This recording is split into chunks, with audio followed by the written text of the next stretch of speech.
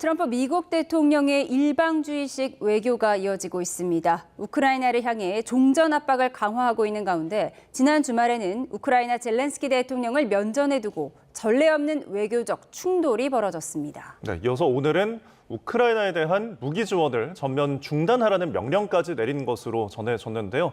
자세한 내용 류재복 해설위원실장과 함께 짚어보겠습니다. 어서 오십시오. 어서 오세요. 자, 우선 파국을 맞았던 지난달 28일 상황부터 좀 보겠는데요. 미국과 우크라이나 정상회담 장면부터 보고 대담 시작하죠. He's all dressed up today. You're gambling with World War III. Dressed up today. You're gambling with World War III. You're gambling with World War III. And what you're doing is very disrespectful to the country, this country. That's back to you. Far more than a lot of people said they should have. You should be thanking the president for trying to bring an end to this conflict. And do you think that it's respectful to come to the Oval Office of the United States of America and attack the administration that is trying to prevent the destruction of your country? Either we're going to end it or let him fight it out. And if he fights it out, it's not going to be pretty. Because without us, he doesn't win. I'm very thankful to Americans for all your support. You did a lot. I'm thankful to President Trump and to Congress bipartisan support. And I hope that the president on our side together with us. 네, 정상회담 치고는 상당히 거친 표현이 오간 것 같은데 구체적으로 어느 지점에서 이렇게 충돌한 거죠? 그 정상회담의 모두 발언이거든요. 대개 두 정상이 만나면 모두 발언이라는 걸 하지 않습니까? 예. 그러면 이제 한 정상이 뭐 몇 분 정도 얘기하고 다음 정상이 얘기하고 이제 취재진 나가주시죠 하고 이제 회담이 본격적으로 열리는데 저 모두 발언 시간이 한 50분 정도 됐는데요. 7분 정도를 저렇게 둘이 뭐 싸웠다고 저는 보지 않고요. 예. 젤렌스키가 일방적으로 당했죠. 왜냐하면 부통령까지 나서서 막 그 젤렌스키를 공격을 했으니까요. 예. 영국의 텔레그래프가 주먹을 휘두르지 않아서 다행이다 이렇게 얘기할 정도로 사실은 무슨 정상회담이니 외교적 행사니 이런 얘기가 좀 어려웠고요. 예. 젤렌스키가 미국에 간 거는 광물 협정에 서명을 하기 위해서 간 겁니다. 그런데 이제 젤렌스키는 광물 협정에 서명하는 대신에 우리 안전을 좀 보장해 줘야 되지 않겠느냐 이랬는데 트럼프 대통령이 완전히 무시하고 당신들 안전에 대한 얘기를 하지 않고 무조건 광물 협정에 서명해라 이런 식으로 몰아붙이게 된 거죠.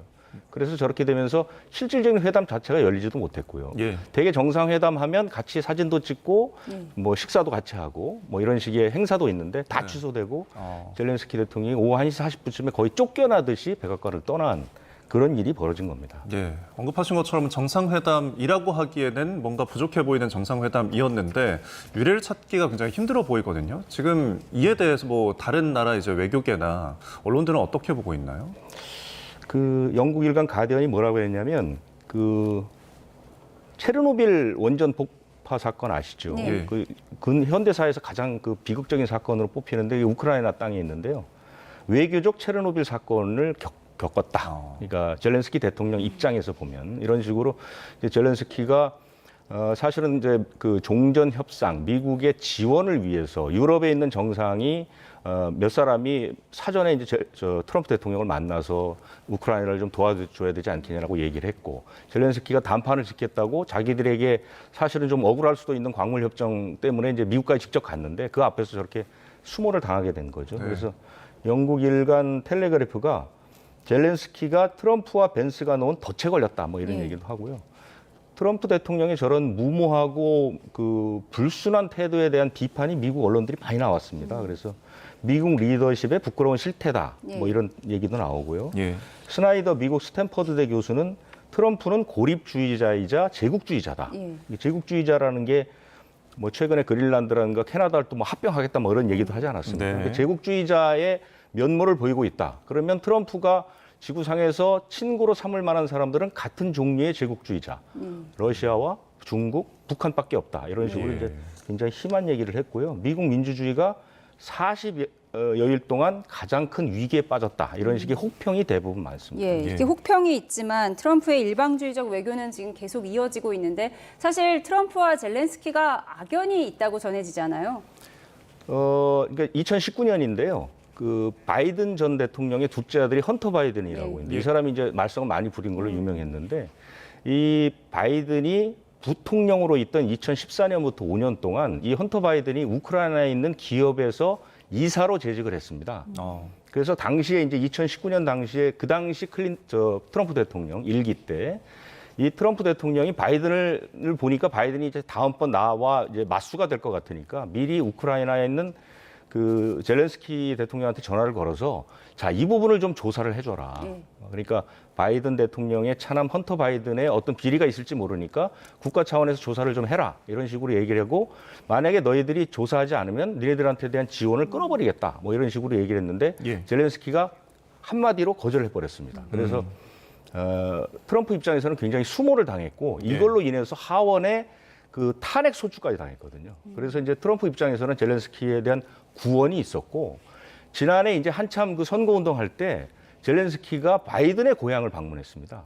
그래서 트럼프나 공화당에서는 야, 젤렌스키가 와서 좀 바이든 선거운동 해주는 거 아니냐 이런 식으로 트럼프 입장에서는 한번 손을 크게 봐줘야 되겠다. 뭐 이런 식의 어떤 구원이 쌓여 있다 이렇게 볼 수 있는 거죠. 네, 두 사람의 악연에 대해서까지 저희가 짚어봤는데 사실 이번 정상회담 결과를 두고서 전쟁 당사국이죠. 우크라이나와 러시아 각기 다른 입장을 내놨습니다. 직접 들어보시죠. З нашого боку ми готові підписувати. Я, чесно кажучи, думаю, що і Сполучені Штати будуть готові. Напевно, потрібен час проаналізувати якісь речі. Зеленским. И очевидно, что сделать это будет непросто. Ну и кроме того, конечно же, очень важно, чтобы кто-то заставил самого Зеленского поменять позицию. Он не хочет мира. Кто-то должен заставить Зеленского захотеть мир. Если это могут сделать европейцы, честь им и хвала. 네. 공개적으로 면박받고 예정됐던 광물협정 조인식도 하지 않았는데 그럼 이제 완전히 광물협정은 무산됐다고 봐야 하나요? 그렇지는 않은 것 같고요. 광물협정은 미국의 입장에서 보면 상당히 좀 속된 말로 날로 먹을 수 있는 거죠. 광물협정이라는 게 뭐냐면 우크라이나가 그 유럽에서 최빈국입니다. 가장 못 사는 나라이고 전쟁을 치렀으니까 황폐돼 있잖아요. 그렇죠. 그런데 광물은 굉장히 많습니다. 그래서 이 광물을 채취를 해서 이익을 얻으면 그 이익의 절반을 미국과 우크라이나가 공동으로 조성한 기금에 넣어놓자.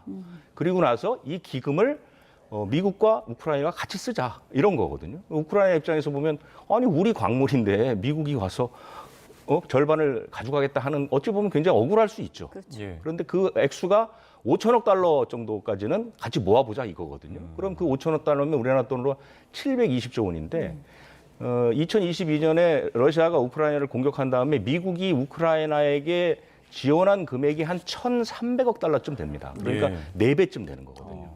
그리고 이 기금을 이용해서 뭐를 하냐면 우크라이나 재건을 하거든요. 그러면 트럼프가 좋아하는 미국 기업이 들어가서 그 돈을 가지고 우크라이나를 재건하면서 돈을 벌겠다는 얘기거든요. 그러니까 이제 젤렌스키 입장에서는 뭐냐? 그러면 이 정도의 협정을 맺으려면 안전 보장을 해줘야 될 거 아니냐. 그런데 이 광물 협정에 미국은 끝까지 안전을 보장하겠다라는 문구를 넣지 않았습니다. 애매모호하게 최선을 다해보자 이 정도로 마무리를 했거든요. 그럼에도 불구하고 젤렌스키가 들어왔단 말입니다. 그런데 그 트럼프 대통령은 끝까지 안전 보장에 대한 얘기를 하지 않고 트럼프를 계속해서 공격함으로써 어찌 보면 젤렌스키를 궁지에 몰아넣지 않았느냐 뭐 이런 그 비판들이 나오고 있습니다. 네, 결국은 안전 보장. 러시아가 한 번 더 이제 전쟁을 일으키지 않겠다라는 그런 보장이 좀 전제가 돼야 될 것 같은데 지금 그 당사자인 러시아는 이번 정상회담이 이제 끝난 다음에 계속 조용한 상태거든요. 아무래도 좀 간접적인 이익이 있어서 그럴까요? 푸틴 대통령은 뭐 공식적인 얘기를 한 건 없고요. 뭐 외교부 대변인이나 이런 사람들이 뭐 젤렌스키를 광대다, 쓰레기다 뭐 이런 식으로 이제 했고 곧 우크라이나 푸틴 대통령이 트럼프 대통령에게 전화를 걸어서 우크라이나의 정권 교체를 건의할 것이다. 뭐 이런 얘기까지 나오는데 그런데 이제 푸틴은 사실은 이번 사태를 굉장히 즐기고 있고 미소를 짓게 됩니다. 왜 그러냐면 이 문제는 우크라이나와 러시아의 전쟁에 국한된 문제가 아니고 러시아의 끈질긴 서진 정책, 그러니까 유럽을 향한 영토 확장과 헤게모니의 확대, 이 부분에 굉장히 그 도움이 되는 그런 이 회담이 됐거든요.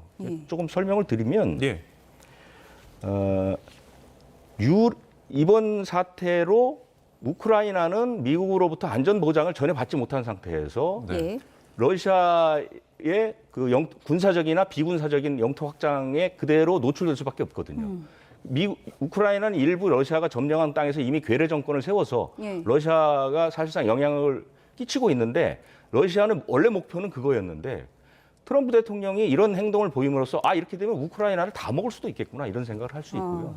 또 하나는 네. 뭐냐면 예. 러시아하고 국경을 맞대고 있는 이른바 옛날 소련 영토들, 몰도바, 발트 3국 이런 나라죠. 폴란드 이런 나라들도 같은 방식으로 공격할 수가 있다.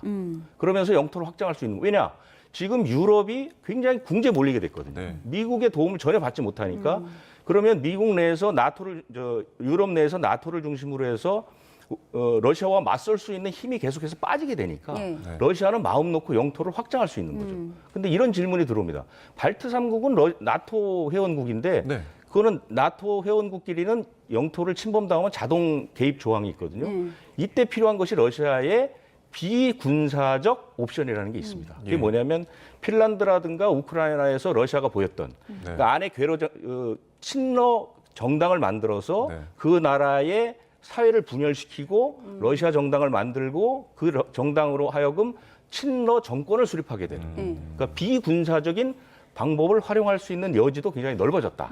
그래서 러시아로서는 이번이 어찌 보면 가장 우크라이나 전쟁이 벌어진 3년 동안 가장 즐거운 그 순간이었다. 예. 이렇게 평가하는 외신도 많습니다. 예, 유럽을 향한 헤게모니의 확장으로 푸틴 러시아 대통령이 미소를 짓고 있을 것이다. 이렇게 분석을 해주셨는데 그래서 미국에서 홀대를 받은 젤렌스키가 영국에서는 환대를 받았잖아요. 네. 지금 유럽의 입장은 어떤 거죠? 유럽은 계속해서 우크라이나를 도와야 된다. 그건 당연한 것이죠. 왜냐하면 자 지금 우크라이나라는 그 방어비역이 사라지고 아까 제가 말씀드린 것처럼 몇몇 나라가 러시아의 영향권 안에 들어게 되면 유럽과 러시아가 사실상 국경을 맞댈 수 있는 상황이 오는 겁니다. 예. 그건 굉장히 두려운 것이죠. 그렇기 때문에 유럽은 계속해서 우크라이나를 지원하면서 러시아의 영향력 확대를 막고 있었거든요. 그런데 이게 지금 거치게 되니까 영국이나 프랑스는 아주 거칠게 트럼프를 공격하고 있죠. 하지만 그것이 실질적으로 어떻게 공격할 것이냐. 아마 수단은 없는 것이죠. 왜냐하면 트럼프는 어쨌든 이념이나 지금까지 우리가 했던 미국이 전 세계 평화를 수호하는 수호자의 역할, 네. 또 유럽이 2차 대전 후에 사실은 미국이 만들어온 평화 구축 체제 안에서 유럽이 사실상 향유하고 있었는데 앞으로 이제 그런 자신들에게 쏟아졌던 혜택들이 사라지게 됐기 때문에 예. 어찌 보면 유럽의 속내는 지금 우크라이나를 걱정할 때가 아니라 예. 당장 우리가 어떻게 될지를 걱정해야 되는 그런 시점이거든요. 그래서 예. 유럽은 상당히 어렵게 되고 이런 것들은 사실은 바로 100년 전에 비슷한 그런 그 상황들이 벌어졌습니다. 미국이 세계 평화를 위해서 적극적으로 나서지 않는 동안 네. 유럽은 러시아의 침입도 받았고 뭐 일본의 침입도 받았고 이런 일들이 벌어졌었거든요. 그렇기 때문에 유럽으로서는 상당히 위기감을 지금 느끼고 있다 이렇게 볼 수 있는 거죠. 예. 지금 이 정상회담이 끝난 지 사흘 만에 그러니까 오늘 발표된 내용을 보면은 트럼프 대통령이 우크라이나에 대한 군사 지원 잠정 중단, 완전한 중단을 명령을 했잖아요. 지금 전쟁 중에 이런 명령이 내려진 건 어떤 의미가 있을까요? 그러니까 이제 점점 극단적인 그 옵션들이 나오는 거죠. 예. 트럼프 대통령은 항상 상대방이 깜짝 놀랄 만큼 엄청난 그 제안을 하거나 그 제재를 한 다음에 예. 이제 협상에 들어가는 그런 방식이잖아요. 이번에도 마찬가지죠. 그러니까 젤렌스키가 우리가 마련한 협상장을 박차고 나가? 그럼 너 한번 끝까지 끝까는 때까지 한번 고통을 느껴봐. 그럼 지금 우크라이나가 가장 고통을 느낄 수 있는 게 뭡니까? 무기 지원이죠. 예. 지금 우크라이나의 무기는 55%는 스스로 자기들이 이제 만들기도 하지만 20% 정도는 미국이 지원을 해주고 25%를 이제 유럽으로 받거든요. 근데 미국이 지원하는 그 공격력, 그다음에 후방 보호의 무기들이 상당히 좋은 게 많습니다. 뭐 에이테크스 미사일이나 이런 네. 것들 있죠. 지금 봄이 되면 우크라이나 전장이 이제 얼음이 녹기 때문에 질척거리거든요. 그래서 이게 육상군들이 다니기가 어려운데 이때 미사일이 굉장히 효율적인 공격 무기가 되는데 이런 것들을 이제 없애버리는 거고요. 그 다음에 공중 방어 시스템이라고 우리 이스라엘 공격했을 때 공중 방어 시스템 한번 보셨잖아요. 네. 이런 것들도 미국이 이제 대주고 있는데 이런 것들이 빠지고요. 지금 더 중요한 건 뭐냐면 앞으로 지원을 하지 않겠다는 게 아니라 지금 우크라이나로 가고 있는 무기도 다 중단. 그럼 20%가 갑자기 빠져버리는 거잖아요. 그렇죠. 빠져버리는 네. 거예요. 지금 우크라이나 땅에 있는 미국 무기를 뺀 나머지는 다 안 되는 겁니다. 지금 폴란드 같은 데다가 무기를 쌓아놓고 지원하려고 대기하고 있는 물량, 이미 배에 실려 있는 물량 이런 것들 다 빼버리겠다는, 안 주겠다는 거거든요. 네. 그렇게 되면 우크라이나가 뭐 지금 저 군사 전문가들은 이 정도면 여름까지 버틸 수 있을까? 아니면 그 전에 버틸 수 없을지도 몰라? 뭐 이 정도의 분석이 나오고 네, 있죠. 지금 젤렌스키의 정권 교체론까지 트럼프 대통령이 꺼내 들었잖아요. 그럼 지금 젤렌스키 대통령은 어떤 입장을 취할 걸로 보세요? 젤렌스키 대통령은 사실상 상당히 좀 어렵습니다. 즉 자기 옵션이 없거든요. 네. 그리고 이제 젤렌스키 대통령도 속내가 있죠. 지금 전쟁 상황이 계속 지지부진한데 조금 있으면 이제 선거가 있습니다. 선거가 있는데 지금 젤렌스키는 굉장히 불리하거든요. 그래서 젤렌스키가 이번에 트럼프하고 대판 싸우고 본국으로 돌아가니까 사실 우크라이나 내에 젤렌스키 지지율은 급상승을 하고 있죠. 올랐다고 하더라고요. 어쨌든 전쟁이 되면 애국심이라는 게 이제 애국심 마케팅이라는 예. 게 발동을 하니까요. 그래서 트럼프 대통령이 젤렌스키 대통령을 물먹이기 위해서 치밀하게 계획을 해서 쇼를 벌였는데 젤렌스키는 또 이 사람도 그 배우 출신 아닙니까? 예. 그래서 본능적으로 아마 더 세게 나가지 않았느냐.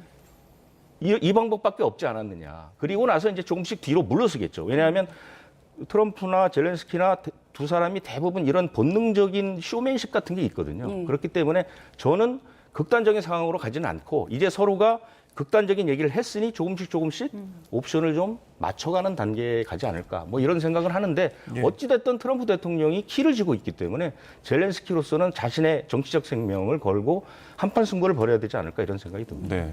지금 이런 트럼프 행정부의 이제 외교 전략들이 동아시아나 나아가서 우리나라에는 앞으로 좀 어떤 영향이 있을까요? 이 사태를 두고 이시바 일본 총리가 무슨 얘기를 했냐면 예. 오늘의 우크라이나는 내일의 동아시아가 될 수 있다 이렇게 얘기를 하거든요. 뭐냐면 트럼프 대통령은 그 진영이라든지 이데올로기는 아예 무시하는 사람입니다. 자기들에게 이득이 되면 무조건 협상을 하는 쪽이거든요. 지금 러시아와 미국의 관계가 아주 급하게 친해지고 있잖아요. 이것은 네. 뭐냐면 두 나라의 제국주의적 성향, 이익을 우선하는 성향이 맞아떨어지기 때문에 그렇거든요. 동아시아에도 그런 나라가 있죠. 어디가 있습니까? 중국이 있습니다. 그러면 트럼프 대통령과 중국이 가까워지면 당장 어떻게 되느냐? 동아시아에 일본을 비롯한 우리나라는 상당히 궁지에 몰릴 수가 있거든요. 그러면 일본은 어떤 식으로 하느냐? 일본은 사실상 동아시아나 아시아에서 일본이 우위를 보일 수 있었던 건 뭐냐면 미국을 대신해서 중국과 맞서고 있다 이런 얘기였거든요. 예. 그렇기 때문에 일본이 자체 무장을 강화할 수가 있습니다. 미국과 중국이 친해지면 일본이 자체 무장을 강화하게 되죠. 그럼 우리는 어떻게 되죠? 일본의 무장 강화는 곧 우리의 위협이 직접적인 위협이 되는 것입니다. 그래서 우리가 좀 더 자주적이고 다각적인 외교 능력이 필요한 시점이다 이렇게 볼 수 있습니다. 알겠습니다. 저희 지금까지 류재복 해설위원 실장과 함께했습니다. 오늘 말씀 고맙습니다. 고맙습니다.